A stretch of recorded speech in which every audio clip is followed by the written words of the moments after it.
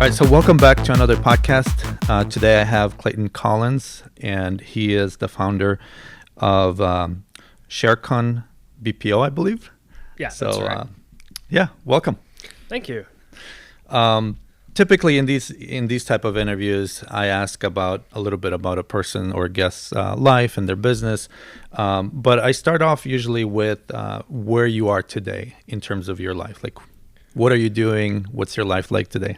Okay, yeah, so my life today, I've got two little kids at home. So I've got a 3-year-old and a 19-month-old. They're a blast, full of energy. So between those two, wife and little dog, just chaos. Growing a brand new business, kicking that off the ground. So it's a lot of chaos, a lot of making it up as I go. But honestly, it's a lot of fun. So I've only been in Charlotte a few years. I love it. Like, it's a great spot. There's so much you can do. You can go outside. Like, there's really a lot going on. But yeah, that's the short version. Yeah. So given where you are today, where did you come from? So like, if you were to go back to your middle school days or high school days, where did you grow up? Yeah. What was that time like? Okay. So I grew up in a little town in West Texas. It's called Andrews. Most people haven't heard of it, so you'll tell them about like Midland or Odessa.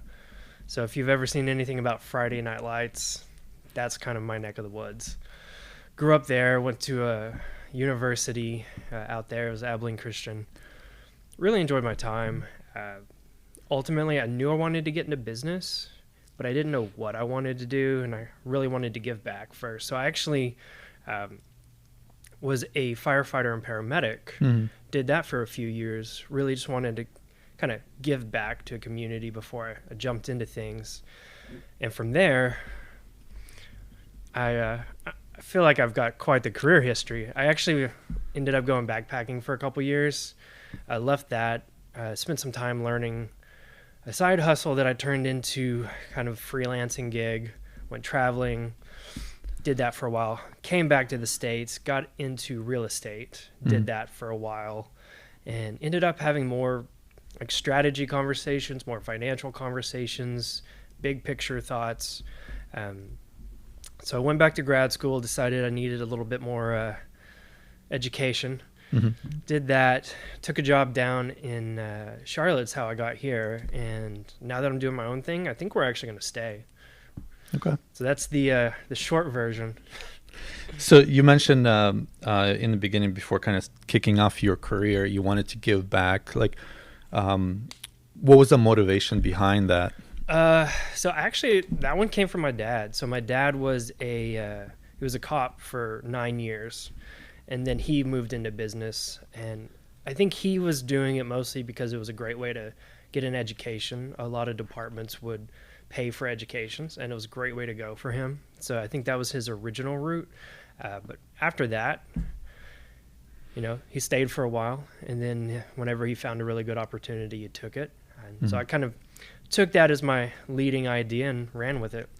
Okay.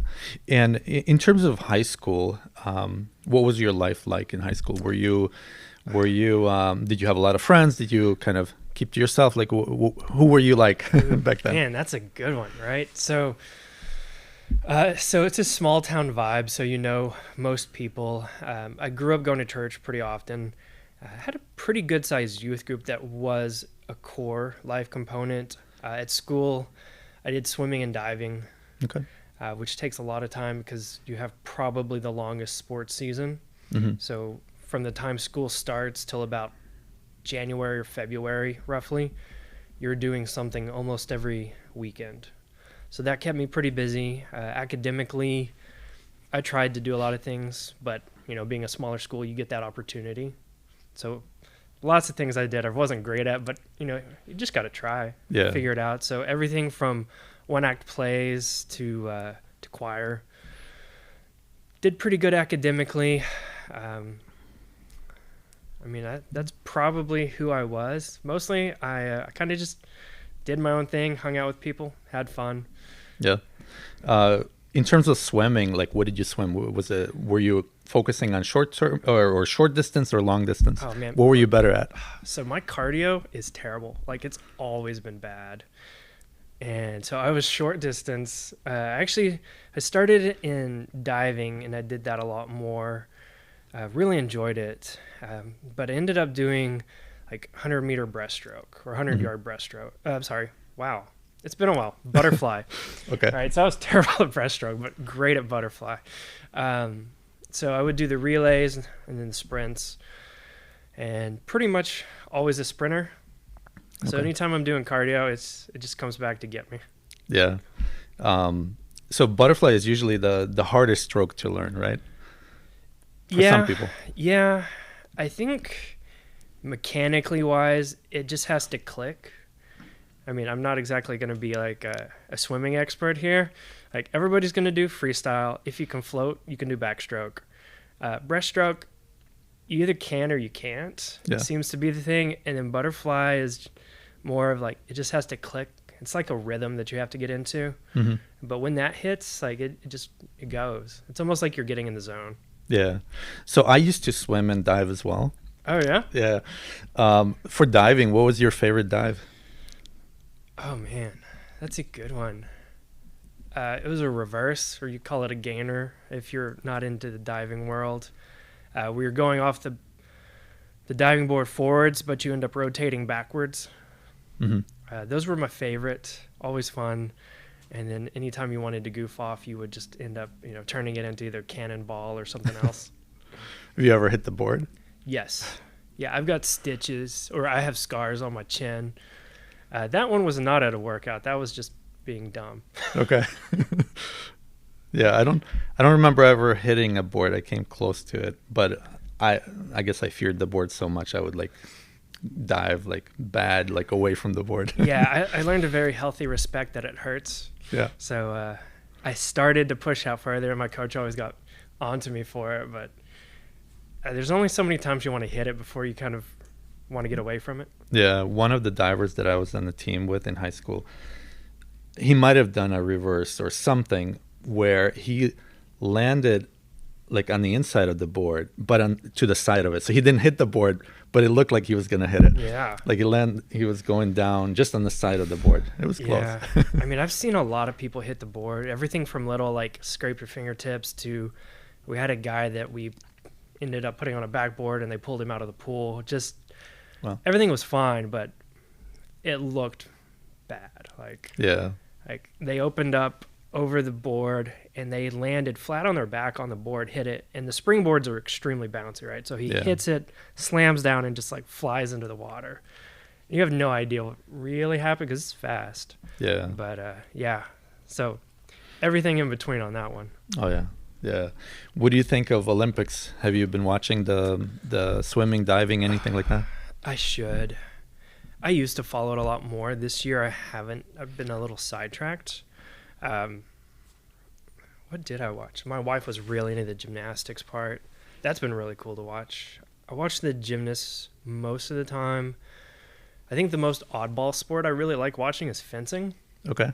Mostly I don't get it, so I started reading up on it, but like it's split second, it's really fast, and the people that either have done it before, once you start reading about it, like there's all this finesse in it. Mm-hmm. And it's, you're just trying to get this touch point, but maybe that's me just being a guy and liking swords from being a little kid, right? Yeah. I think women's fencing was a Ukrainian woman that won, I thought. I think that's right. From what I heard. Yeah. But there's so many other sports that I've never thought of. So every time the Olympics comes up, it's like your chance to just kind of like remember that there's so many other cool things going on. Yeah. Yeah, there's so many things to do in the world. Yeah. So many opportunities. Was that your sport to watch? Fencing? No, I'm Ukrainian, so Okay. that was the connection there, but okay, I got it. Yeah. Yeah, so kind of you started out as a firefighter, and then after that, how did you decide what career path you wanted to take? So I actually, it was Tim Ferriss wrote a book called 4 Hour Workweek. I read a lot of books, like probably a ridiculous amount. I read that and several other books, and it just got me thinking, what could I do? And then at the same time, something along the lines of like Motorcycle Diaries. And there were these stories in the fire department of, somebody would go 20 years, they'd do their career, they'd want to go do something with their kid afterwards. Life's like a lifetime dream, vacation, motorcycle trip to South America, all the way to the tip. But then they get sick or something happens and they just can't do it. And it was the idea of what would happen if you go now? What's the worst case scenario, and would you regret anything? And then what's the best case scenario? So went through all of that, started to learn how to build websites, started figuring out how to do like travel blogging and what does that even look like? Because, I'm working at a fire department and as a paramedic.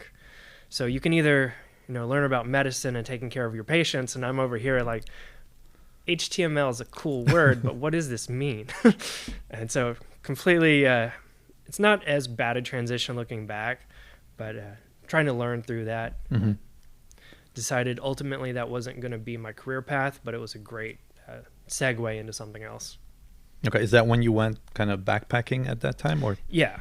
Okay. Where did you go? Just across the U.S. or elsewhere? No, I spent a year in Europe and a year in Asia. Okay. What was that like, that experience? Honestly, it was probably one of the best things ever. So personally, I really like people's stories. I like getting to know people, and the way I did it was slow traveling, and I ended up staying with people most of the time.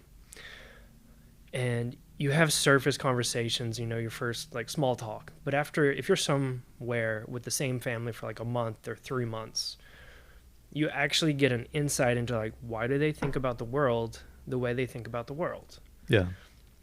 One of my favorite ones is I was working at a bed and breakfast, and this couple I was staying with, they grew up in post World War II, outside of like Denmark area, I think, and like the conversation came up about taxes, and they're like, we're very happy to pay whatever taxes because we want to make sure we all eat or we all, have shelter, and it was completely different insight into a world that I A, didn't know, and B, didn't appreciate because I was just a young kid running around. But things like that were extremely impactful for just how people think about the world differently from whatever their life experience is.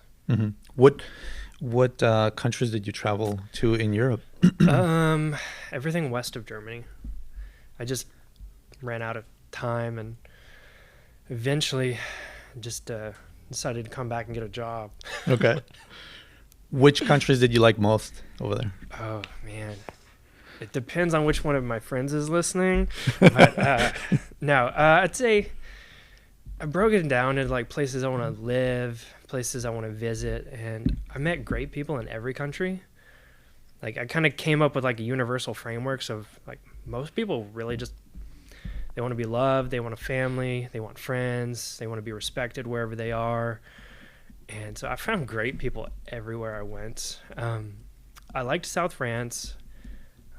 I liked South Spain. Like culturally, food-wise, like it was great places. Just fit for me personally. Like, you go in and I got invited to this couple's 50th wedding anniversary.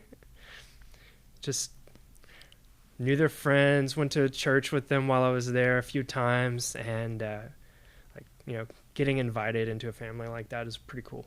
Yeah. What was your strategy as far as like backpacking? Like how did you connect with people, or the right people, not the wrong people? Yeah. Okay, so there's multiple online websites that do some type of work in exchange for free housing. Okay. So it's kind of like I would work at a bed and breakfast in exchange for somewhere to stay for free. Really just stretching dollars, right? So freelancing, trying to play stocks, whatever I can come up with, trying to figure something out. But that was a great way to learn about the place and do it on a budget. What about Asia? Which countries did you visit over there? So I went to, so on the way there, we went to Croatia, stopped and then ended up landing in Thailand. I was only going to be in Thailand for a couple weeks, changed my mind after about 5 days, stayed for 6 months. Okay. It's a great place. There's A, it's beautiful. B, the people are great. The food is extremely good. And there is actually a really large expat community there. Mm-hmm. So anything you could want was there. Like, I ate barbecue in North Thailand. Mm-hmm. You know, and it was like extremely good. We'll say, I don't remember exactly, so we'll just call it American style barbecue. Okay. It was great. But I had that. I was in Laos, which is another country over there, and had amazing French food in the middle of Asia. Like, Yeah. just didn't even realize that it used to be a colony, and so they had all the like end results of what that meant. Mm-hmm. You said we. Who did you travel with? I traveled with an ex. Oh, okay. That's why I normally just talk about it as is. Okay. And in Southeast Asia, which place you like the most, or Asia? I mean, I'll say North Thailand because I spend a lot of time there. If anybody gets to go to Indonesia, it's also beautiful. Mm-hmm. I've met so far everywhere I've gone, I've met like really nice people, but each city is kind of like every other city in that there's good spots to be and bad spots to be. Mm-hmm. And there's tourist places and there's non-tourist places. So kind of that universal setup is the same. So as you would go, you would kind of, here's a tourist spot. I'm going to be a tourist because I'm fine with it. But I also would like to, try and figure out a little bit more of just what does this corner of the world really look like? Yeah. How did you handle the language, or was it all English where you spoke, or did you have to have translators? No, honestly, almost everybody spoke English or some version.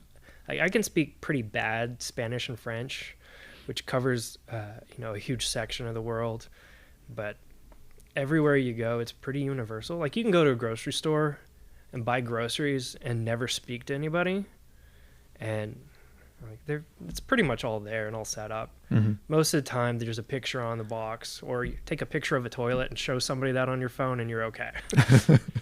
Yeah. So as far as like having traveled the world a little bit, what do you feel kind of gives you an edge from having that experience? Honestly, I think the biggest edge there is learning to work with multicultural businesses and working with people from different thought processes. Like, their entire culture thinks differently. And working in a business setting, for example, you might have a culture that is very relationship driven. And if you're trying to do sales in that culture, it would look very different than if you're in a very maybe legalistic or very reserved culture. Mm-hmm. So working with businesses that are multicultural, have different backgrounds, or just very different ways of doing things, I think that gives me an edge because I've been able to spend time with people where it's not a business setting, just to see how they live their lives and, get to meet them. Yeah. So as far as when you came back, you said you just got a job, but what did you want for your future at that point? Yeah, so I say I got a job. What I actually did is I hired a life coach for like a 6-month stint. Somebody that didn't know me at all, that I could just kind of have as somebody in like a sounding board. Mm-hmm. Worked with him for about 6 months. It was a guy out of Seattle. And just kind of talked through different options, different skill sets. My family has a real estate background predominantly, so I did know a lot about that. So once we worked through everything, kind of talked about where I want to land, who I want to be around, what do I want to achieve. Did real estate sales. Mm-hmm. Came back, got in real estate. It helped because I knew a lot about the product. Didn't really know a lot of people. I moved to Fort Worth, didn't know a lot of people. So kind of worked through a strategic plan of, okay, well, if you're going to be in sales and you don't know anybody, what are you going to do? And so kind of so I went to Keller Williams. They have really good models and systems. Mm-hmm. So I pretty much just jumped on board with the models and systems, figured out how I could implement it systematically and just went for it. Mm-hmm. So you mentioned for about half a year you spent some time with a life coach. What was that like? Like, how beneficial was that? I think it's great, honestly. And I think it's important to talk about the difference between like coaching and therapy. Mm-hmm. And not being an expert, the way I think about it is like coaching is thinking about how do I craft or create something moving forward. Like I'm trying to produce something more or operate differently moving forward. Whereas therapists have a very similar role, but typically it's more of I have to deal with existing issues and put it in a workable state, work through things, fix things. Mm-hmm. I haven't gone to therapy really, so this is just the way I think about it. So that's my little disclaimer on I don't know what I don't know. Uh-huh. I know they're both extremely helpful, but for me, I love coaching. I think it's really good. So what were some things that the coach kind of like figured out with you in terms of where you are today or at that time to where you wanted to go? Like what were some memorable things about that? Yeah, one of the big ones is like road mapping. And it's more of like we're going through life with zero intention, right? We want to feed our families. We want to pay our bill this month, right? So we have no idea where we're going to be in 5 years, 3 years, 2 years. Most of us don't know where we're going to be in 3 months, right? And the idea is let's actually cast a vision for a picture of what does your life look like in the future. What gets you pumped up to go to work because you're going to have to do the work. So let's see what is going to be at least the most energizing or the very minimum, the least de-energizing to really just like consistently dig in and do over and over, because if you like 70% of your job and hate 30%, that might be enough that this is what you really need to do. But if you find a job and it's like, I hate 90% of it and I'm not going to do it, then we have to find something else. So it was really just strategically thinking about life. Mm-hmm. And here's my skill set, here's my passions, here's what I hate, here's what I love, here's what I will and won't do, and then kind of find a vision to go towards. And it doesn't have to be anything crazy. It could be literally like, I want to make sure I spend one-on-one time with my kid every week. Like it doesn't, that's the thing on a life coach versus a business coach, is a life coach is really trying to be holistic. Mm-hmm. And a business coach is typically just towards business, right? Yeah. So he helped you kind of set your life or into a certain direction at that time. What was that like? You were still in real estate at that time, or you were getting into the real estate? Yeah, getting into real estate. Yeah. So what was your life like in real estate? So it is a commission-only job. It's straight sales. So what I had to do is meet people, pitch them me as a service, and then I have to provide the actual service. So you're doing business development, sales, operations, and then follow through. Mm-hmm. So what does that life look like? Whenever you kind of are coming in from scratch, it's really, I need a repeatable framework that gets results as fast as possible. So ultimately, if to really oversimplify it for this, you ask as many people as you can if they want to buy a house or sell a house, or if they know somebody that does. Mm-hmm. And you rinse and repeat that at scale as fast as you can. And then the second step to that is like building trust and relationships and executing. Mm-hmm. So it sounds like you had to do a lot of networking. I did a ton of networking. And what are some tips that you would recommend for networking? Honestly, the best thing for networking is you need to know what you're going to get out of it. You need to know what you can put into it. Mm-hmm. And you need to see if those are going to be at odds with each other. Because the thing about networking is the person that you need to meet that is the decision maker is probably not at the networking event.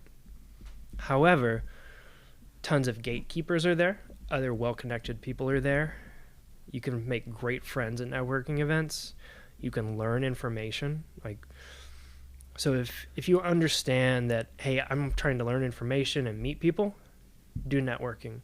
If you're trying to go in with the transactional nature of, I'm going to walk in, meet these 10 people, they're all 10 clients, like it's not going to work. It is more of a community-driven process. Mm-hmm. And if you understand that about networking and go in with that mindset, then you craft a strategy around that mindset. Networking works out great.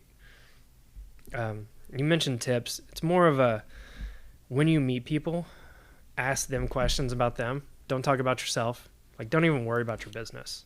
Like, they know why you're there and it's going to come up. But if you force it, then it removes kind of that relationship nature that is pretty central to networking. Yeah. So you went into real estate. What were some kind of highs and lows in real estate? Man, that's like, it's an emotional job. So whenever it's a commission only, and it's a large commission. Probably the lows are when things fall through, and you have to do it because this is in the point of being a real estate agent or broker is that you're doing what's in their best interest. Mm-hmm. And a lot of times what is in their best interest is not in your best interest. The idea of a commission is that it aligns your interest, but it's not always 100%. Like, at the end of the day, I'm trying to sell a house to get a commission. They're trying to find somewhere to live and make a home, not just a house. Yeah. So if something's really not a fit, bite the bullet, tell them it sounds like it's not a fit, and go. Those were some of the lows. Mm-hmm. But ultimately, that's part of, being a trusted advisor, is telling somebody the truth.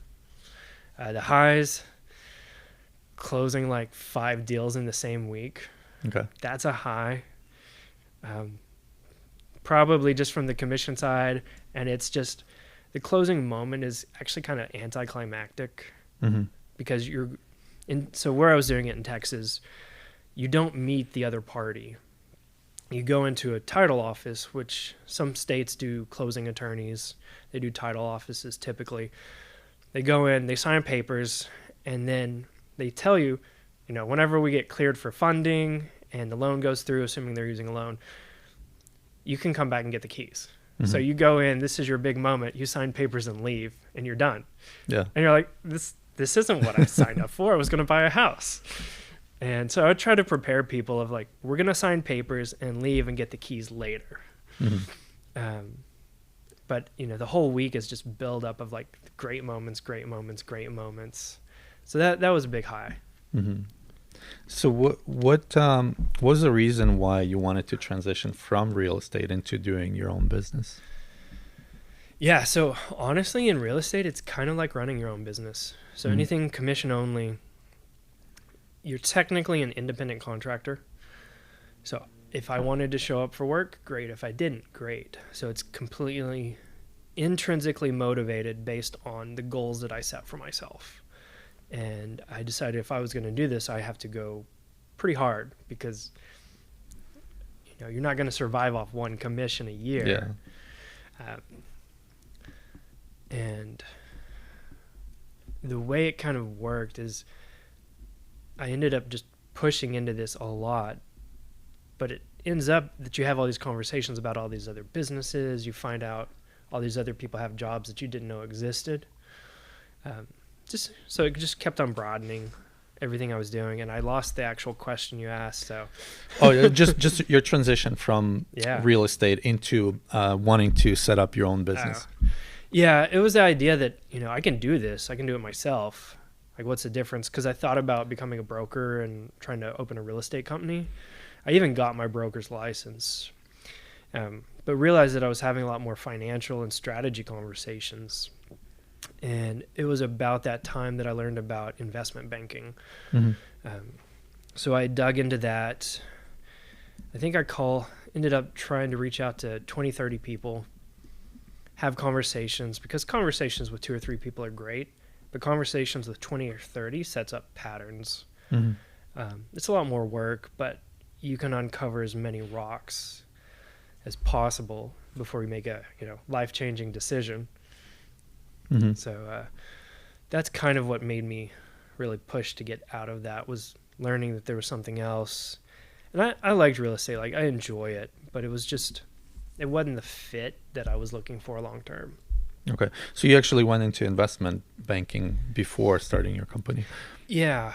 So investment banking from a business model perspective is pretty similar. Like, you're an advisor the same way you are in real estate, except you're doing all the financials and you're helping somebody sell a company or raise capital.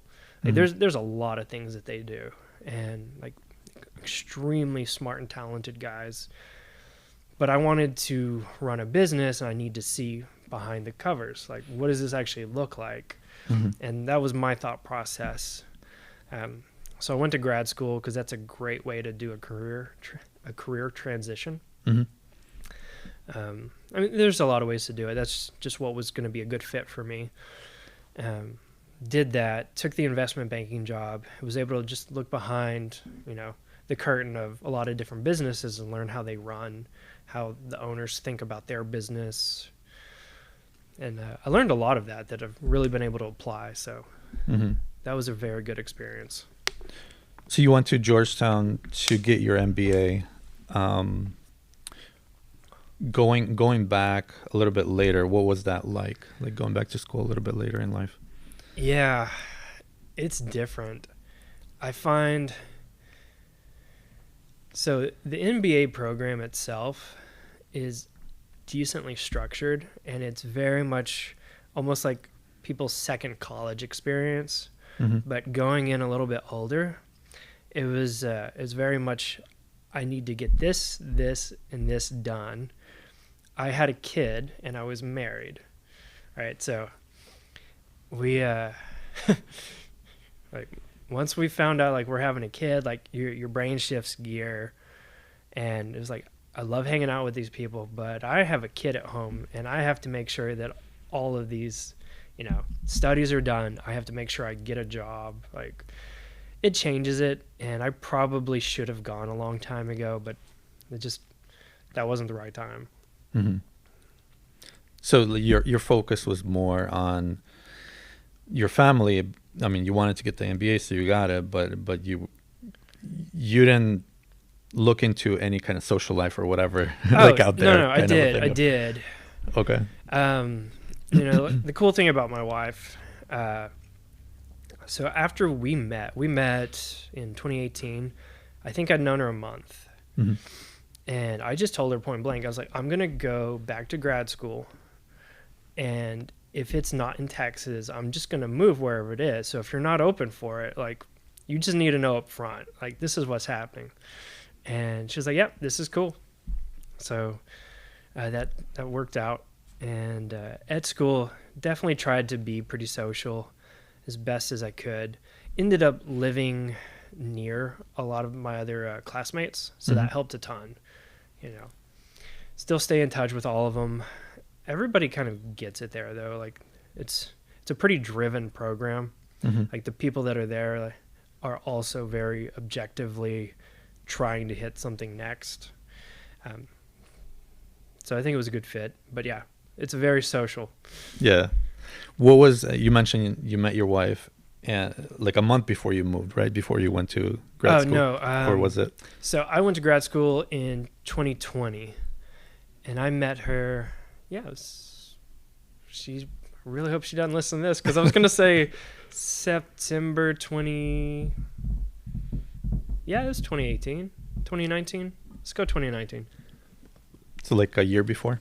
Yeah. And so when you moved, she moved, or did you get married before moving there? Yeah, or what? So our wedding got canceled from the pandemic. Oh, yeah. Okay. And in Texas, they were actually reopening. So we were like, okay, we're going to keep it.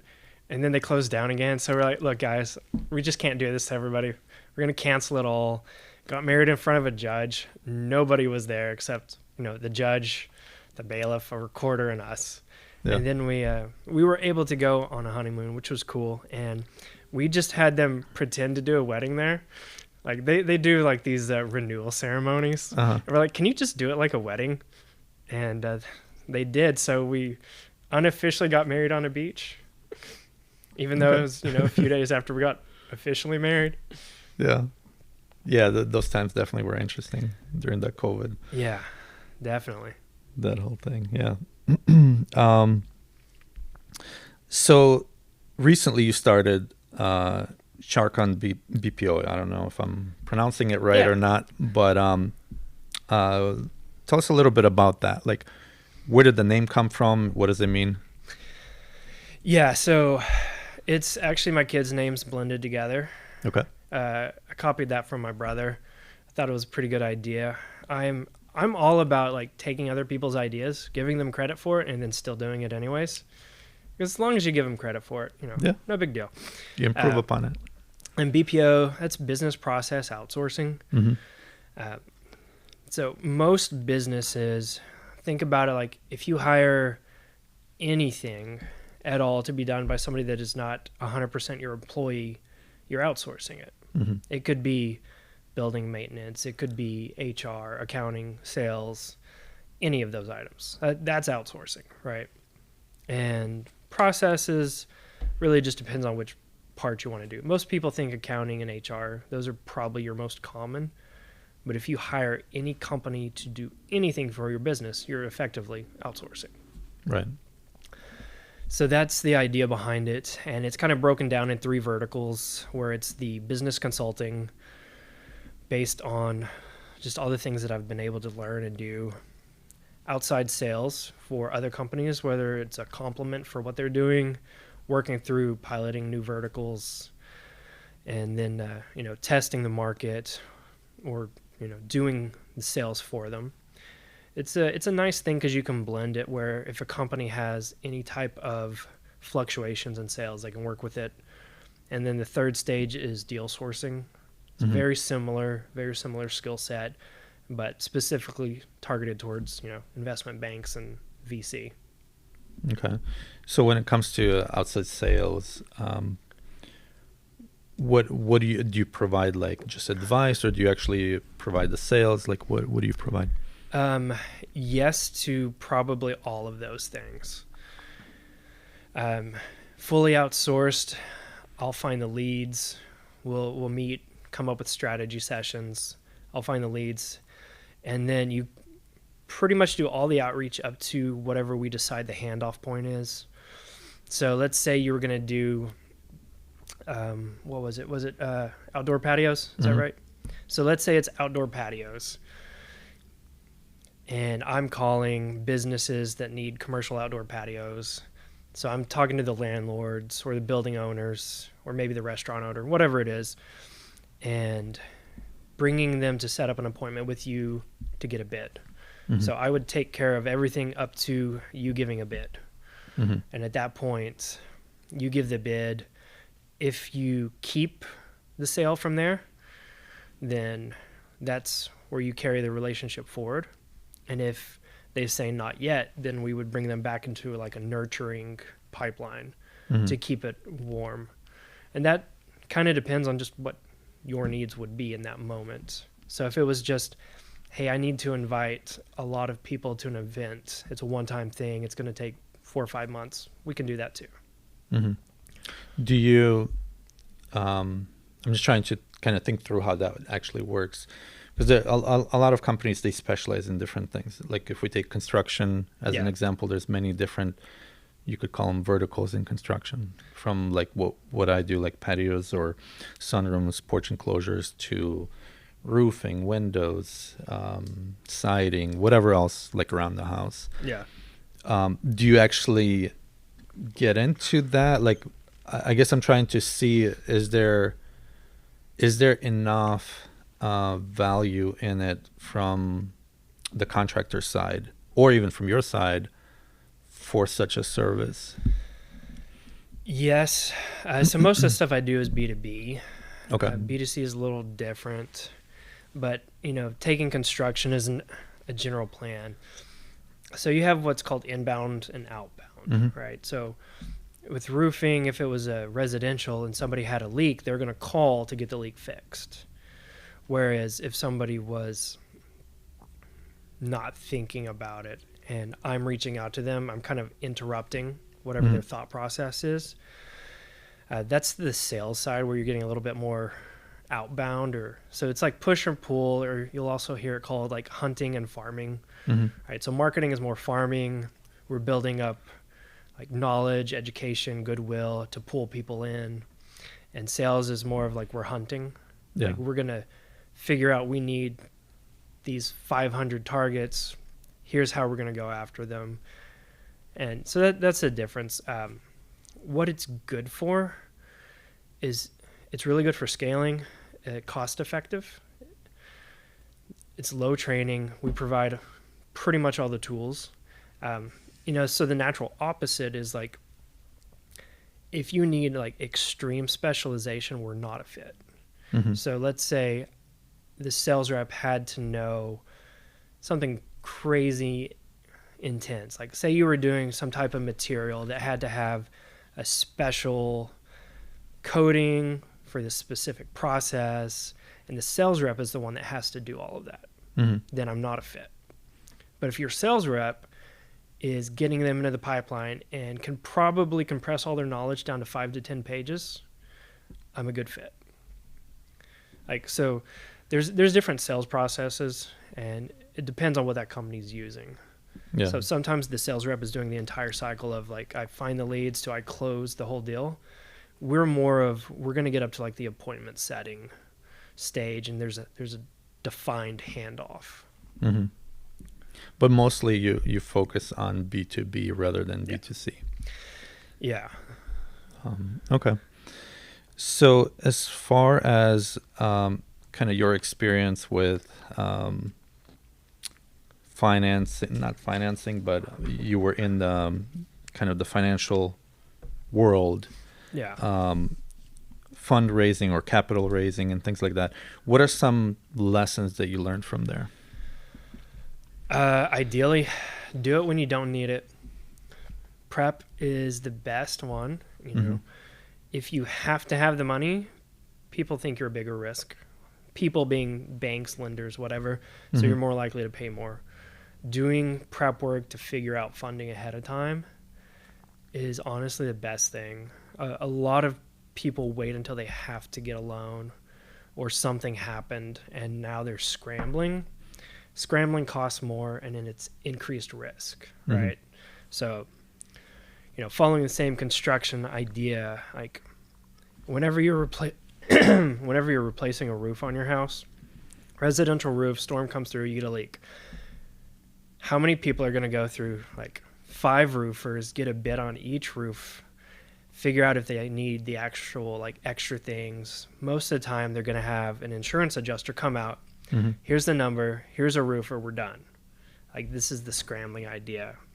Whereas if you were thinking more of, say, building a roof, right? We can go through, figure out the shingles, figure out what load we need to take care of. Is this roof going to be a certain pitch? Do we have to withstand certain elements? We can do, a bid for building the roof on top of the structure. Do we need just some materials? Like, it's a different thought process where you can be more strategic, you can handle your costs. And if you walk in and you're having a conversation with, say, a lender, like, we need to build this roof, here's how we're going to do it, here's the cost, here's what it's going to give us, you're pretty low risk. But if you walk in and you're like, my roof's broken, I need some help, you're, from a business perspective, a higher risk. What are some available options for lending? For lending, man, I am not a commercial lender. There is no licensing here, so take that for what you will. Well, not advice, just like in terms of what's available out there. So at this point, there is probably a loan for any and every situation out there. So there are startup loans. I'll go like business, like beginning to end almost. You have startup loans, startup grants, crowdfunding. There are bridge loans. There are accelerator programs that it's not exactly a loan, but it's close. There's VC types loans. It's like a safe loan. Check those out. Bridge financing. There is working capital financing. You can take a loan on inventory. So There's so many ways you can do it. There's large working capital lines of credit. Then whenever you get to like really large companies, they'll convert them to bonds. Mm-hmm. So as a homeowner, like buying a house, I just use it because it's typically something most people get. You're flipping the role where the lender is selling you a loan. So whenever you're getting a bond, you're essentially selling a loan to the public or whoever it is. Yeah. So really large corporations are going to do bonds, but there's pretty much everything in between. Most of the time, people just don't know what the options are. There's alternative lenders that will do like higher risk loans, and you just pay a higher interest rate. But I feel like I'm talking about interest a lot, so I'll stop there. Yeah. So kind of going back to your company, what services do you offer? You mentioned a little bit, but kind of what is your primary thing, and what are the rest of the services that you offer? Yeah, so I like small and medium businesses. I come from an entrepreneurial family, so I've been able to see what that looks like from if somebody has 5 employees or if you have 100 employees. Like, small businesses always have growing pains or just being in business pains. Mm-hmm. And you can't always outcost a problem, but a lot of times if you can get the revenue, you can handle the problem better. So that's kind of like my thought process here. And then you talked about like just different offerings. The consulting side is really just, let's look at the operations. Let's see where we are on revenue. Do we actually have KPIs to even get sales? Mm-hmm. You know, there's a lot of businesses where they're running off of Google Docs and Excel spreadsheets, and we only do finances at the end of the year for taxes. But if you don't know where you are financially, so like, you know, my little plug for get a bookkeeper, because let's say you need to go buy some new equipment, say for podcasting, but you have no idea where you are as a business because it's not in cash in front of you, and you have 60 days for accounts receivable where you're waiting to get paid, and you did a job 30 days ago, and you have to figure out this cash flow management. Like, bookkeeping will help you know, okay, we can afford to go buy, you know, X amount of dollars of equipment. Mm-hmm.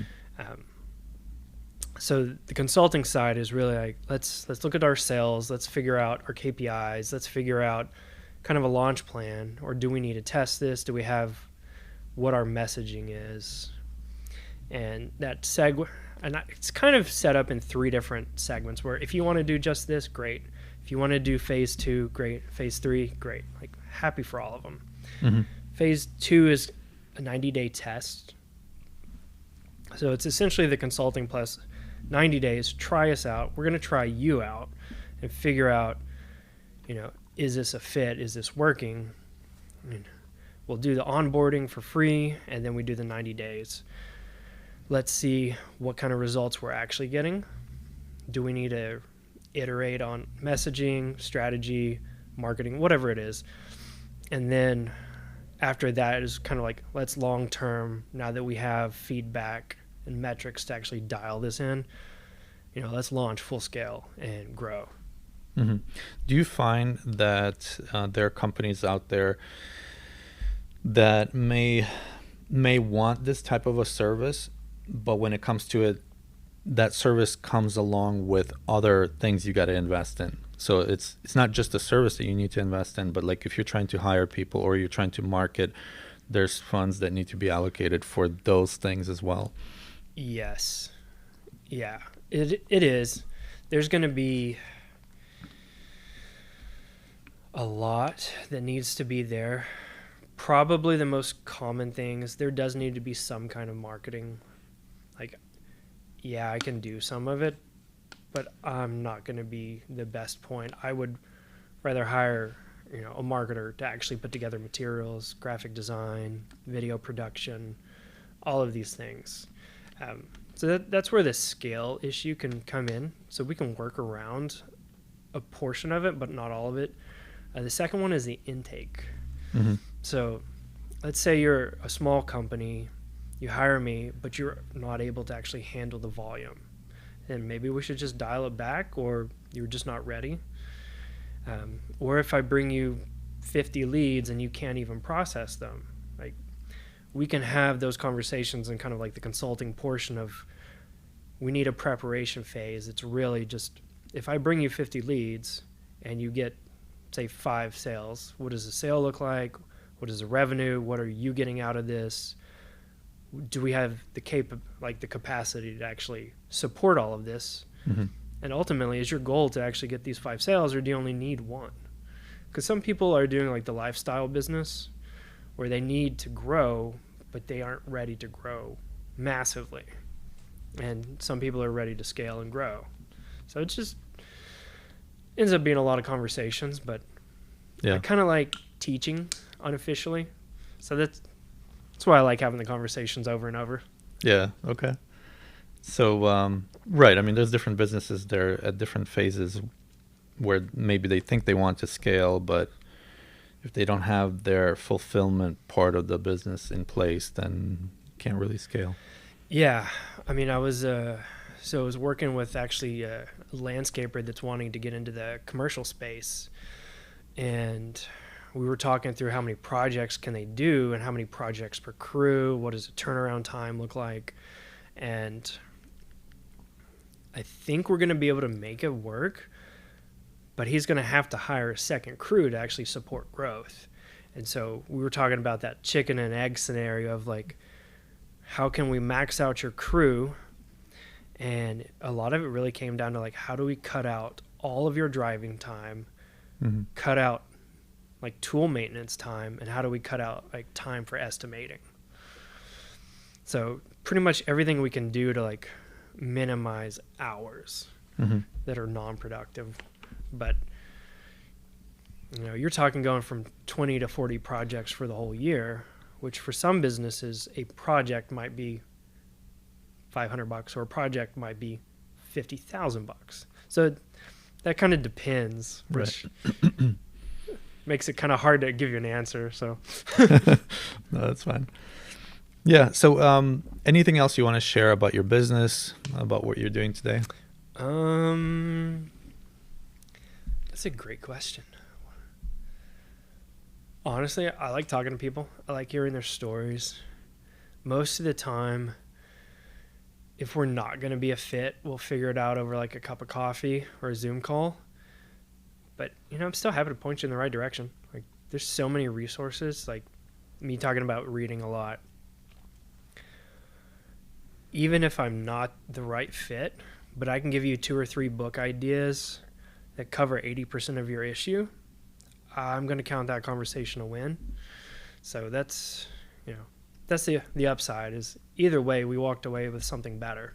Yeah. Speaking of books, what would be some books that you would recommend to somebody who either just started the business or has been running a business for a while? Yeah, that's a great one.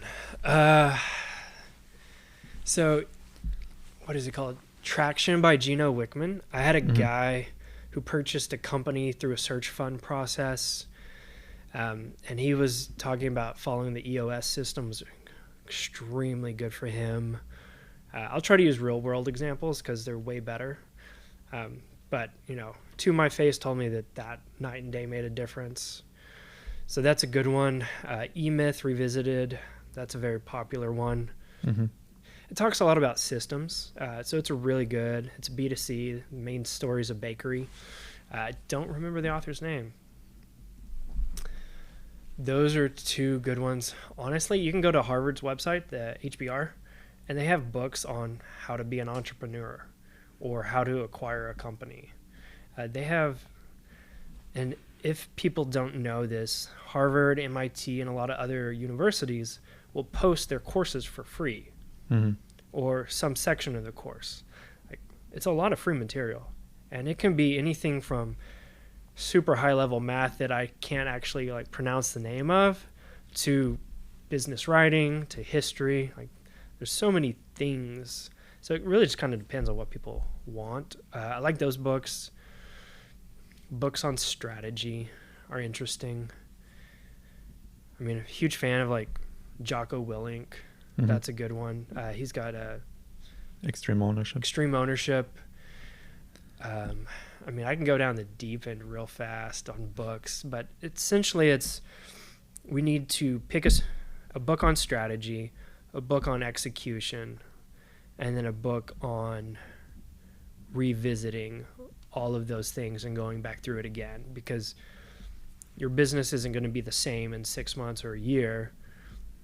So what does it look like to plan a dream now? Then what does it look like to change it from a dream to a vision, which means you've got it, written down on a piece of paper on a timeline, and then what does it look like whenever you're halfway there and something's off?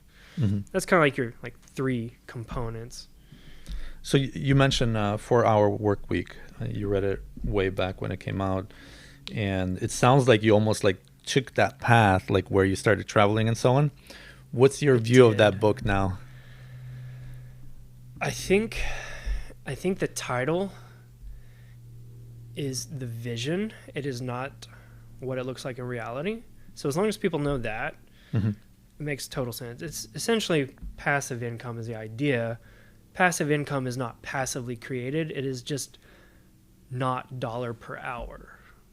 And so converting from a dollar per hour income to a value driven income, we'll use fishing rods, because why that randomly popped into my head, I don't know.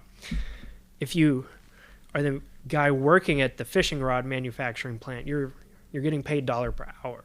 So you increase by upskilling, maybe a promotion, maybe working at a different manufacturing plant. But if you're thinking passive income, you're designing a brand new fishing rod and then selling the product. And that product is now a value versus a dollar per hour. So the idea was to do that with online, with a website. And it was a travel magazine. So you're contracting as a writer. The passive part is that you'll get paid as people are visiting the website through ads, courses, recommendations, whatever. But it's not like there's no hours. It's tons of work, but it is work on your schedule that you're paid on a value versus per hour. Yeah, I think a lot of people assume that there's such a thing as I can just make money without doing anything, right? It almost leads to that mindset, okay, I just want to make a ton so I can retire and do nothing, or something like that. Well, real estate investing is a good one, because a lot of times they'll get some kind of gimmick of no money down real estate investing, or just make money while you're sleeping. But the people that are good at real estate investing, they're actively doing it for hours on hours, and the payoff is huge. And once they have the payoff, and then say they're repeating the process or whatnot, it is passive because you're getting a monthly paycheck in theory, but it doesn't mean it's not any work. Right. It is more of a strategic thought process than it is just, sign up, pay some dude $5,000 and you're rich. That's not how it works. But that's what passive is. It's just you're not getting paid dollars per hour. Yeah, I would almost change the definition. It's not even passive, because passive in my mind is you put in some small amount or whatever amount, and then that amount alone is bringing you some kind of income. You're not putting any more effort, any more money, any more anything. Yeah, they really talk about it like it's a magic bullet. Yeah, a one and done, you're rich now. It's not. It's a strategic way of doing something where it's giving you value. I think this has been a long time, so I could be wrong, but he created a supplement, I believe, and he talked about, he found a niche that he thought would be good. He sourced a supplement from a company abroad, brought it here, packaged it, and sold it. And so he was no longer getting paid on dollars per hour. It was getting paid on, I brought value to these people's lives, and they bought these supplements for that. And you can scale that. Yeah. So that's the idea. Yeah. So any other thoughts you have as far as what you want to share with your business or your life in general? Man, I would say two things that have been going on a lot lately, just in the back of my head. Career pivoting is a big topic, and then creativity is another big topic. Mm-hmm. Um, the cool thing about career pivots is they're completely doable and people do them all the time.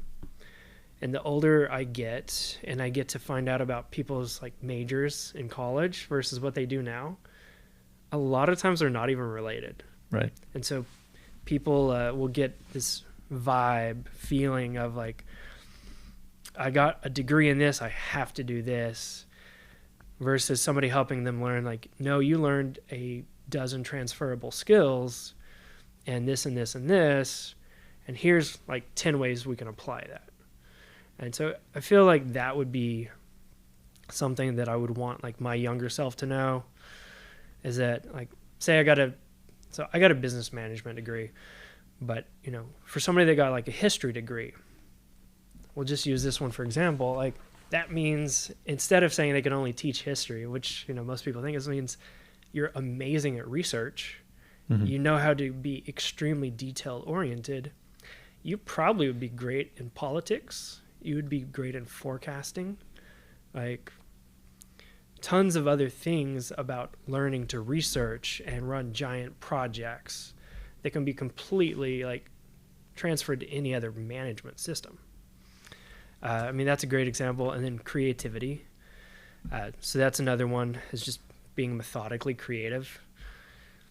So I like brainstorming, being creative, and just coming up with ideas. But at this point in my life, I'm used to doing it. So trying to break it down where there's actually a lot of exercises and processes that anybody in any like job can go through. Like I need to figure out how to fix this problem.